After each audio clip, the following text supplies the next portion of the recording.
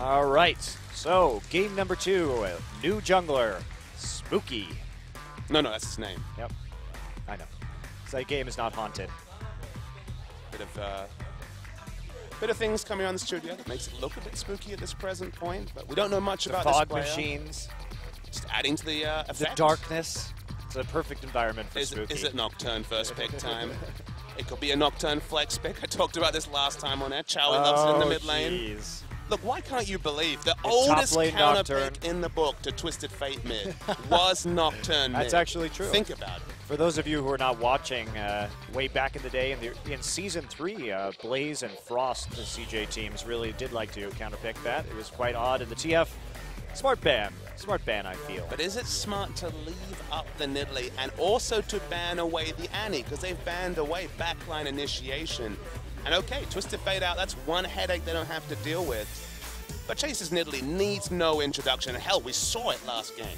And with this, what is IM going to do? They could take that Alistar for Ignar. That is a champion that he has been very successful on. But the Victor, available, probably going to be grabbed by Jinair very early in this draft without the TF for the pick. And the Kog'Maw. Oh, God. Kog'Maw Maokai is a fearsome red side first set of picks, but by itself, opening up, say, Maokai Nidalee for the excellent gank top, excellent synergy between those two champions.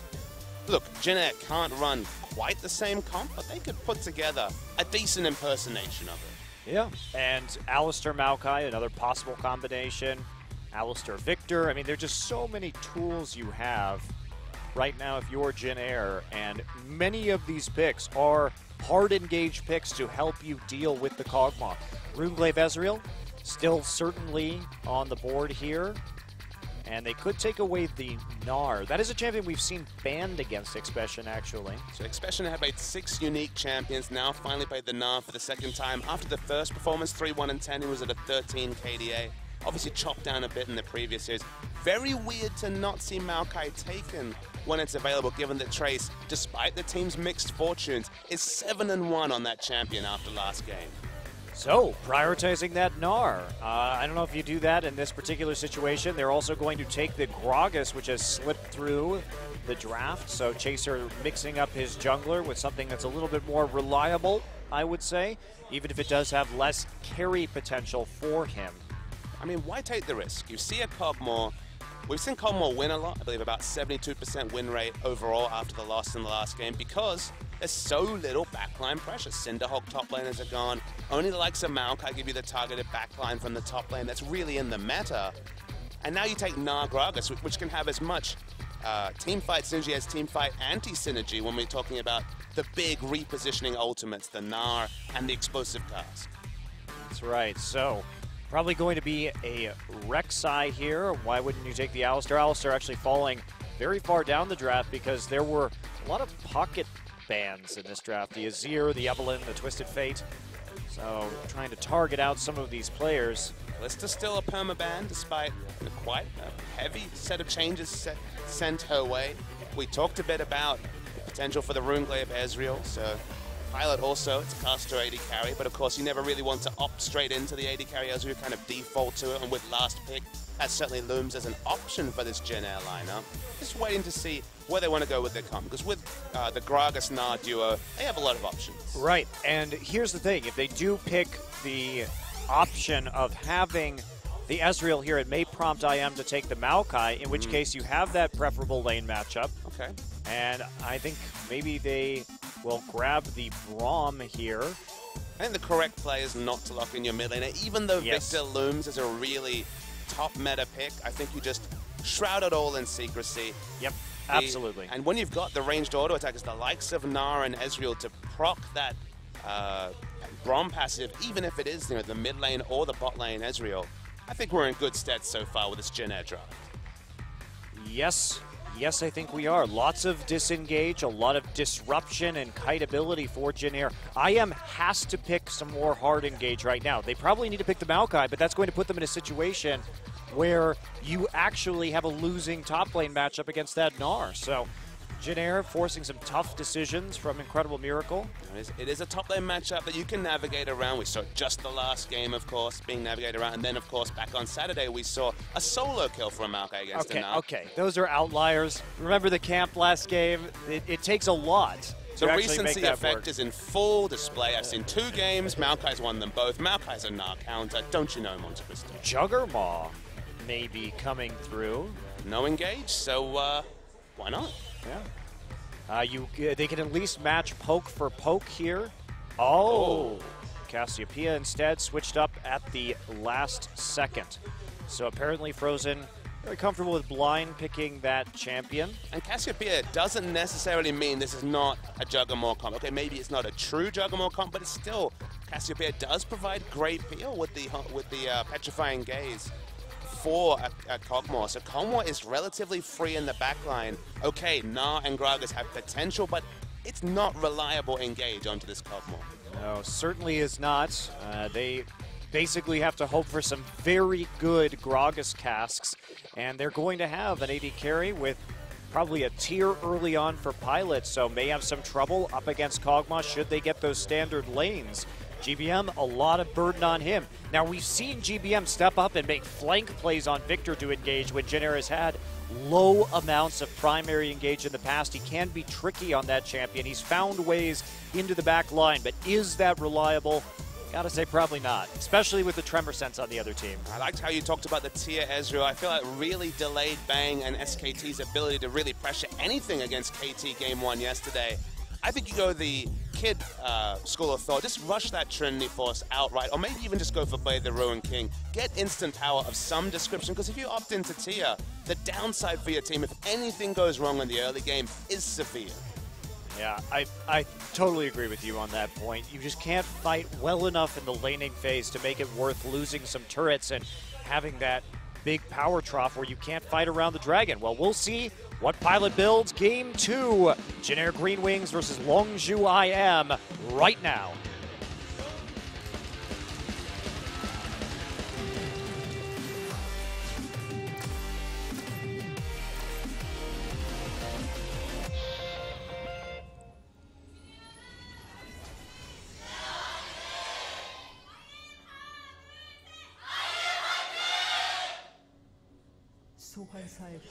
So, match point for Jin Air.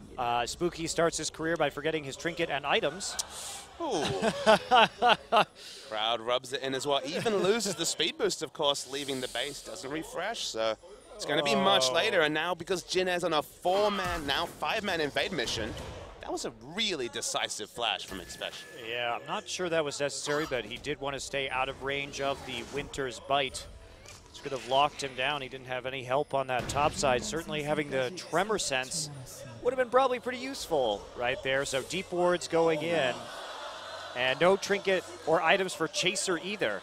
Wow. What is going on? Something weird's going on in the jungle, Monte Cristo. I'm not even talking about the map movements. Chaser still asleep. Wow, it was hilarious because he went down to put his ward. He's like, oh. Smart cast bug? Crap. No smart cast bug, Chaser. You're just silly. Hard to say. Wow. Hard to say whether he's had to itemize, had to skill body slam for the CC effect or just to get to the jungle faster. Well, this is awkward. I feel that after last game, it's just only appropriate that this game would start that way. Well, they could have put down some early pressure right there. They could have started by trying to take away the buffs in the jungle like we've seen. That's typically the warding pattern that you go when you're going to be doing that first buff invade, especially when you have the lane swap. And instead, we are going to see no pressure onto Spooky. But I think that invading early on, making Spooky make some tough pro-game only decisions would have been a great way to start, but that is not what Jin Air is going to get, and probably going to be tier in this lane swap, considering Pilot will have a bit more time to farm up all by his lonesome. We can only speculate that Chaser would be taking a page out of the likes of Score's playbook. Remember when he was against Catch earlier against Spenu, really getting in his face and just trying to hold down a jungler that honestly he probably thought was inferior to him, and most junglers are inferior to Chaser, certainly on the big stage for the first time. This is the time when you try and boss around, but both junglers caught with their pants down at level 1. I love how at least Spooky realized it immediately, but Chaser actually went to war before he figured out what the hell was going on. To his credit, at least he was there proactively. They blew a flash because of his presence, and also it's not like the machete provides any combat stats at level 1, but yes, when it came to the warding, very awkward. Okay, so we have a heavy stack up here. We don't normally see 3-minute ganks or this kind of lane swapping in Korea. Ignar is going to be there in the nick of time, and there's going to be a flash commitment. There's the Winter's Bite. They're going to try and get the stun, and there's the stack. Can they get the last auto? They do. Expression low. Expression no flash, remember. Oh. There's the commitment. E forward. Pilot gets the kill. Arcane shift, and the last auto attack. Expression. I feel so bad for this guy tonight. He is just getting the tar beaten out. He's just getting camped, though. It's not like he's necessarily playing poorly. He's been dove multiple times. I mean, in this particular situation, no flash, 100% information to Jin Air. It was a very smart map rotation from Jin Air and movement around the map, but I agree. He's been so well held down. And remember, Jin Air initiated a lane swap despite having the Na versus Maokai mismatch, because you just have to navigate Ezreal away from 2v2s early. He doesn't have the laning power in the AD carry role to hang with close to anyone. Maybe just Twitch, for example. Yeah, especially with this itemization, but that will be an early tier for Pilot, and it looks like with that tier, they're moving into the 2v2. I don't know about this either. Certainly, Trace is going to have an advantage. He does have a level edge right now. Item advantage also. He's got the longsword. So it was this big struggle for Trace in this when he was opting into the Na vs Maokai matchup last time out. When he got solo killed by the Maokai, so a bit of war story, a bit of PTSD perhaps for the Na, is that his first item buy after being held down was a non-magic mantle. At least this time, potions and the longsword means that he can just go harass happy against the Maokai. Yeah, he can.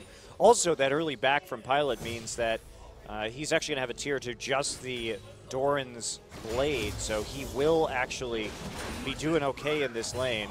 So maybe bought himself a little bit of time. We'll see what Sonstar manages to get on his first recall. He won't have that first blood gold like Pilot does. Seems like almost without fail, we see two starting lines. Oh my goodness, it's Chaser's caught Spooky. That's 2v2 action in the jungle. That's right, and here comes Frozen. Ignar here, he's going to headbutt Chaser out. Chaser will go down. Was a 3v2, and GBM just not responding to the mid lane. Where's the gravity field? It will fall. Spooky gets stunned.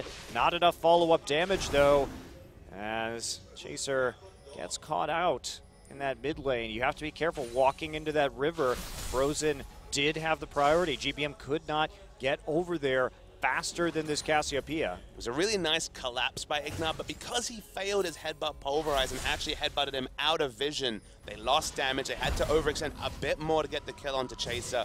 Maybe it would have been 2 clean kills, but the end result is still positive for IM as they have a lot of control around the bottom lane. Okay, Pilot has the mana regen and mana sustain, and he's building up towards an earlier timer for the Muramana, but the tier doesn't give him any combat stats, and this is already a losing matchup for Ezreal. It's going to be quite tough to deal with this situation now. He's starting to fall pretty heavily behind in terms of CS. He'll catch up, of course, with this massive minion wave that's been building. Trace, on the other hand, starting to really take it to Expression. He is 2 levels up on the Maokai right now. That is pretty intense. Expression just can't even get anywhere close to the minion wave. And because it's already a naturally losing lane matchup, I think honestly it's probably Spooky's best idea to stay away and just say Expression, do the best that you can. As his teleport up again soon, so maybe we'll finally be able to make a decisive item purchase, but this is how this lane matchup should go. This should be Na just having his way with Expression, and the reason why this matchup doesn't get a lot better is that Expression there's not really a lot of good itemization against a Na, because you might think, okay, pick up the armor to lessen the Q and auto attack harass. A lot of the trade damage, when we're talking about levels 10 and 12, is going to be the W coming through from Na that does that magic damage, and you're going to always eat free auto attacks in a range versus melee matchup. Yeah, there's really no avoiding that. And so, a little bit of a tough time here for Expression. And actually, Pilot catching right back up in terms of creep score. Managing to use that early back that he had to stay in lane, considering he was already starting to stack his tier. He also got a very early tier this game because of the first blood gold. Yeah, it might be as early as maybe the pre-nerf tier days when we were talking about, what, 13 to 15 minute Muramman. It's maybe not quite that early. No. It Still won't. going to be pushing it though, pre 20 minutes. Yeah, 18 would be my estimate. We will see what happens with that item here. And good old Jace being super powered with a. Those were the days. Yeah. Jace still back, but even Coco couldn't really make it work. Okay, it was with the sub-Goon crew, but one Jace game, no victories so far in Champions. No, I think we'll see maybe some more Jace at some point, but a lot of the Varus and Jace play just hasn't really been popular in Korea recently. Operation Smash in the face at the top side of the jungle when you have Maokai so far down into a rookie jungle is enacted by Chaser and the duo that's running through the jungle. Spooky's reacting as well. Does have the Raptor Sense buffs, so able to clear. This is not a 3v3 that LCIM wants to opt into. No, it is not. Now they're going to start threatening. There's the True Shot Barrage, and that means GBM gets the blue buff and the kill onto Spooky. Trace manages to make his way into that topside jungle, and it was risky. They didn't know exactly what was going on there because Chaser and GBM were staying quite still in the fog of war. It was risky to a fault. Chaser and Sweet had already had time, so Chaser and the duo had already had time to prop up wards, get the extra vision. They had exact time, as they of course had the vision both on the brush right behind the mid lane tower and also around the blue buff, so they used that to their advantage. Even had time for Pilot to prep the True Shot Barrage. So that was actually very nicely done, the True Shot Barrage. That was good Jin Air communication. That's what we were looking for maybe last game and saw in fleets and spurts. Yeah, you don't expect that if you're Spooky to come in and try and take that objective, and it got actually the blue buff down within death ray range for GBM, so the timing really couldn't have been better. GBM frozen, we're waiting to see the itemization. Spooky comes on Jimmy, he does use the Chilling Smite, does force the flash. It's still a successful gank, despite not having a flash to expend for the flash unburrow. Remember on this patch, slightly smaller width for the unburrow from 200 to 160, but in terms of visual representation, just need to be that much more on form with the flash. Yeah, I don't know about that change onto Rek'Sai either, because I think you need to change your auto attack range at that point too, because now you're getting into some weird situations where she'll be in auto attack range and she'll pop up, but she won't actually get the knock up down. From what I was reading, her auto attack range is actually increased in that particular interaction, so I don't think it actually changes it too much. It's not that really weird interaction with how this goes, but it's something they've definitely been considering. Yeah. Well, Trace back to the top side has that completed Hex Drinker right now. Frozen has an needlessly large rub, but we're on 5.13, so it could still be rivalized, which now builds out of the needlessly large rub. Yeah. I assume we're going to be seeing something like that. Sweet ults in the bottom side. No, didn't seem that good. It was an average ult to me. And not even that good. Not even average, really. Mediocre ult by Sweet. They don't pick it up. They're frozen with a flash. Petrifying Gaze. There's a knockup coming in from Spooky. And the disengage from Chaser gets the explosive cast down. There is a teleport coming in. They're still chasing onto Chaser. Trace is here. He's in Meganar form. Can he get the ult? He does. Three-man ultimate. Huge ult from Trace. GBM on the outside. His exhaust is worn up. Zonstar is dead. And Trace will get the kill onto Ignar. Double kill from Pilot. 4 for 0. Oh boy, and man. You are so frustrated if you're Frozen because the CC layering at the start was good, but Ignar never got into headbutt pole range. Just awkwardly walked slowly as the cow could not impact that fight. If there was triple wombo of CC, there would have been kills for IM. Well, Spooky here, he wants to smite it, not going to get the steal. But wow, I mean, just the play there from Jin Air to set that fight up. But look how much was burned just onto Chaser. If the headbutt pole comes in, Monte Cristo, I think they take down at least one of the members, minimum Chaser. But now they started chasing, and unfortunately the collapse was there. No teleport away from the Maokai. Lovely Gnar ultimate into the wall. And the cleanup crew was true. Yeah, it was. Trace is going to get the kill on Ignar at the end too. Frozen, but that's a risk. You use your flash and your ultimate like that onto just a single target when the enemy TP is available, and you can get into a really sticky situation. Ignar used his flash, didn't get into headbutt pole range, didn't even have the ultimate to walk around and feel a bit sheepish in this particular situation because it wouldn't have made a big impact, but I am so close, but so far. Yeah, well, that's going to dig them into a rather significant hole, give up the first dragon, give up 4 kills, and that powered up pretty much every lane. And now this blue build Ezreal, he's not going to have really a big problem. No, now you can't force him out. Has such a high flat mana pool that even if you send multiple members, will just trim the wave with the ultimate and the Mystic Shot.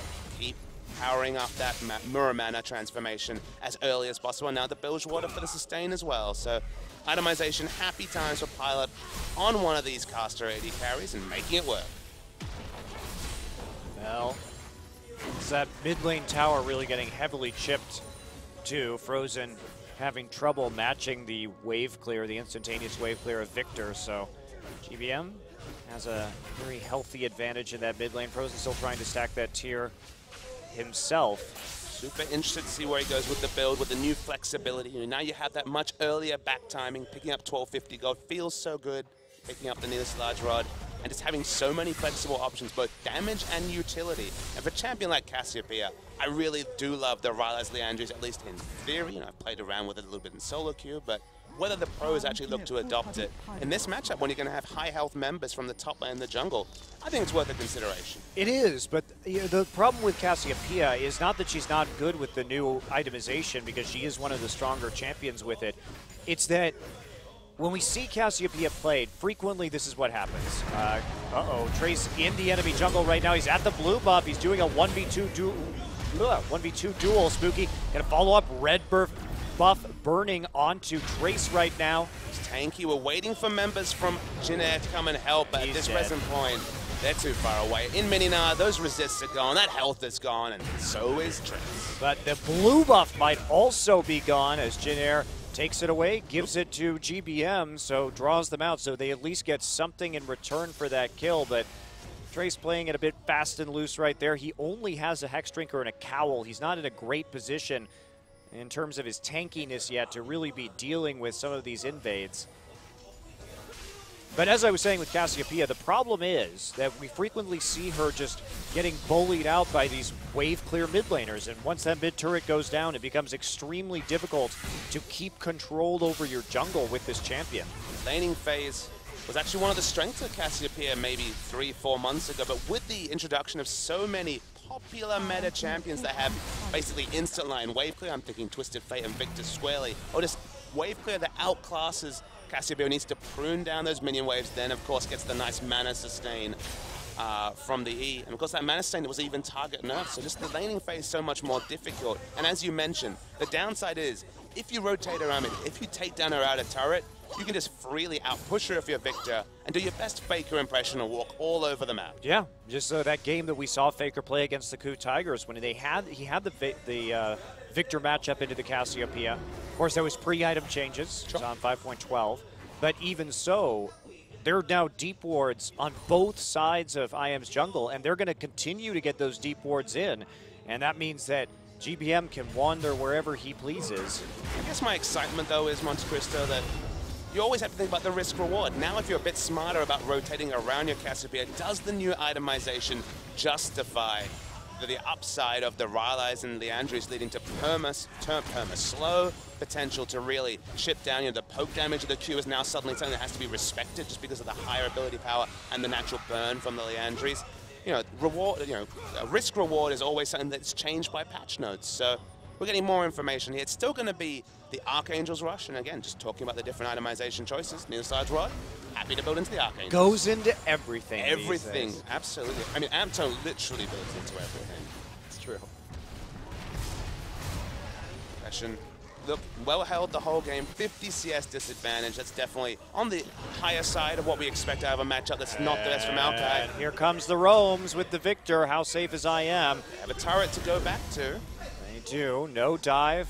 Frozen making his way over there would make a turret dive particularly dangerous. 30 seconds now until the second dragon of the game will be available for the take. Spooky going to make a play. There's a Chilling Smite down to Pilot. There's the knockup coming out of the Unburrow. Pilot starting to kite. Does he have to use his Summoner's Field? Oh, Spooky has overextended, and now there's a TP coming in from both team's top laners. GBM the first to respond. He is going to have the angle right here. There's the Death Ray. He gets caught up by Expression. Cleanse used. Now we see the zoning from the Gravity Field. Sonstar still at risk. Does get stunned. Does get popped by the Chaos Storm. And now Ignar the target. He's going to fall to a stun too. Trace still there. Trace about to hit that Megadar. Will they dive? No. Petrifying Gaze hits 3. GBM gets targeted down with the Twin Fangs. And that's going to be the conclusion of that fight. 2 for 2 when the dust settles. And you can just see the difference in experience between a player like Frozen and a player like Spooky. Spooky got far too trigger happy, got in there, was just getting kited back by Pilot. Of course, it's Ezreal has the most ability to open space of any AD carry next to Corki, and just had the item times to both sustain and put out damage. We'll watch this. So Spooky, remember, Alice is not in position for this gank, not impacting it whatsoever with his suite of CC. Spooky's getting kited backwards, bilge water, then just into this burst damage goes down. We see the teleports come through. You can see from the mini-map that Victor and Gryze can just make the more aggressive rotation down to bottom lane. So as this fight goes on, remember, Frozen doesn't get trigger happy himself and use the ultimate. So that's the reason why towards the end we'll see the answering kill from a smart Haunting Guns. Yeah, too true. And it was actually a preferable fight for Jin Air because they did get the initial kill onto Spooky. 3-man. You know, at this level of play, we expect players to turn their back on that. We've seen CJ, for example, which are a better fighting team than Jin Air, completely nullify Cassiopeia's by all 4 of them turning their backs. You have to be ready for that. You need to know as a team if that ultimate is still up. And what an obvious place to use that ult, too, if you are Frozen just to get out. So pretty sloppy there, actually, from Jin Air. At least 2 of those people should not have been hit by that. Unfortunately, sloppy teamfight play has been the case today. That's not been the strength of this Jin Air team. It's all been about rotations. IM have started this dragon. This will be their first dragon. Gnar is not in position to contest. But here's the collapse afterward. Jin Air still looking for that fight. Glacial Fissure will catch Ignar, forces that Unbreakable Will out. GBM here, and Ignar is going to die eventually, but he does actually zone off the rest of the team. However, Jin Air now has an angle into this mid lane. Trace didn't have Mega Knight, couldn't cultivate it. It's now actually building up Rage onto Expression. Oh, do they want to go for this? No, but they do get the flash. Trace didn't have flash himself. Don't think he actually had the ability to push Expression back into the team. With this position on mid, Spooky in particular caught out of position. A lot of damage so far. Just going huge Death Ray actually. Pops the Chaos Storm. Doesn't really hit anybody, but it is threatening enough that Jin Air will get the tower. And I am just interested in keeping this turret up, whether that was communication or just decision-making. Spooky was out of position. Cogmore stayed in the bottom lane to maybe get some sort of turret trade, but with Pilot there, can't even do that. And another objective and more gold goes over to Jin Air. 7,500, close to 8,000 is the gold lead for Jin Air. It is. So, Jin Air once again jumping out to a massive gold advantage in the early game. Last game, they sort of ran out of steam at this point and couldn't figure out a proper way to close. Frozen is going for the Rylai's. The Leandry's not guaranteed, but it's looking like at least the potential Rylai's Leandry's that I've kind of heavily speculated about so far this series. Sonstar's doing a good job pushing solo, but I believe Rek'Sai's been caught out by Vision, so maybe they'll be able to chip down this turret, maybe not. Yeah, Sonstar really doing some work here with that red buff, harassing Pilot's Ezreal. There's not a lot of response to that Bio-Arcane Barrage poke that's coming in. Ezreal just doesn't have trading responses, you know, barring the especially non-AP Ezreal cooldown on the True Shot Barrage is respectable, so they will eventually get this turret. But they've invested 3 members in it so far, and Gragas is on the chase. And here we go. Chaser on his way in right now. Sonstar on the run. He's very low when it comes to HP. Explosive Casting is going to catch out Ignar, but that Alistar ult will save him for the moment. Frozen is here. They have to be careful. So, looks like Jin Air not going to commit to this. Wise, but they save their turret. And Sonstar barely gets out. Did have that summoner heal should he be under more threat, but GBM going to take this time. Again, clear out those mid lane waves. Make a play onto the top side right now. Jin Air with more and more turret. Oh, Ignar. Flash Bolt misses, and that's a dead Alistar. Spooky going to come in. Sonstar still low. Sonstar has no mana. Pilot is caught out under the turret. There's a Petrifying Gaze. Shut down onto Pilot's Ezreal, but they cannot defend their tier 2 right now. GBM and Trace, free tower in the top side. A really nice animation counting by Frozen to get the kill, but remember, visited bottom, then left, then was coming back to be involved in that fight. That was 4 members being used in bottom, and GBM could just go help Trace as they push down the outer turret in top and get chip damage onto the inhibitor turret. Just using more resources for an even kill trade is a big problem for IM. Yeah, it is. An even turret trade too, but that tier 2 in response to a tier 1. They also lost some golden experience off of these minion waves. Nobody picking them up in mid and top, so. Pilot's so much stronger than an AD carry Ezreal should be at this stage in the game. Now has the Blade of the Ruin King's not even going for Trinity Force. No Muramana yet, by the way. That's crazy to me that he doesn't have 23 minutes. Maybe just rotational play. I guess I haven't really kept close tabs, but I expected a 20-minute Muramana. Yeah. When we're talking about, what, a 4-minute tier? 3.5 minute tier? 3.5 minute, yeah. Taking a look at that difference in gold right now. Trace, for once, actually fed. And just now, so 23 minutes was the eventual transform. Probably about 2.5, 3 minutes later than I expected. Well, that's a very large lead for Trace. He's uncomfortable with the situation, obviously. He doesn't know what to do when he's gotten so much gold in a game already. I mean, just has to think back to what sort of a man he was 2 years ago and do his best impression. Because remember, he's not used that for selfish stats. It's not the Black Cleaver now that, of course, Marin was incessantly putting out yesterday, whether he was on the advantage or not. This is my father more defensive. It's a team fighting build, so despite having that selfish advantage, it's not like he's that much better at punishing Expression in a 1v1. Fair enough. Expression hasn't been able to build magic resist. It's something that's just deceptive, but when you max out that hyper, it's a lot of magic damage when we're talking about the ramping auto attack. And also, just look at Victor right now. If you get in range of that Abyssal, he can just melt the front line because GBM has quite a few items already. Victor burst damage will do work even though Expression has that damage reduction percentage, by percentage ultimate. Frozen might be forced into the Abyssal even if Leandre's might be the higher damage choice just because no magic mana doesn't really matter if you have a high health total. You're going to be chunked out to below a third instantly. And you have to say, too, it's very important that IM get an Aegis here, and they're not even close to that. I mean, at the buff moment. armor is the only real luxury purchase that Spooky's been able to pick up, and it's... Look, maybe that's just from how much free damage you took from Pilot, but you're right. An Aegis is not a luxury. An Aegis is an absolute essential. On the food pyramid, it's right there. It's an essential. So it's at the base of the LOL pyramid. That's Aegis right. of the Legion. Everybody buy it right now. I mean, like, how would you feel about an extra 100 magic resist for your team? Feels pretty good. I like that. Especially against a Victor. Seems pretty nice. Okay, well, another setup for the Dragon right now. I am not really in position to go ahead and take this one. Void Rush will come through from the Spooky. Expression has the Home Guard teleports, so they can look for a place. The Slippy Slide is enacted by Spooky. They have the pink ward there. So, let's see. Where's the flank wall? There's one towards the bottom end of the pit. That's actually a pretty good advanced one that hasn't been spotted out by a pink, so Expression has options. But they need to start making a move, and making it soon. And here comes that move. GBM is going to have to kite back very quickly. TP not going to find a target, but they do have Trace isolate on the side. Spooky goes in. There's the ult from Ignar too, but there's a True Shot Rush. Nearly takes out Spooky. Trace and Expression duking it out on the side, but Ignar is just left. IM split up, and there is Frozen just annihilated by an R ultimate. Double kill for GBM, and Expression bites the dust for a triple, and that will be a Baron for the Jin Air Green Wings. If you are IM right there, you have to commit to one side or another. You can't play around with this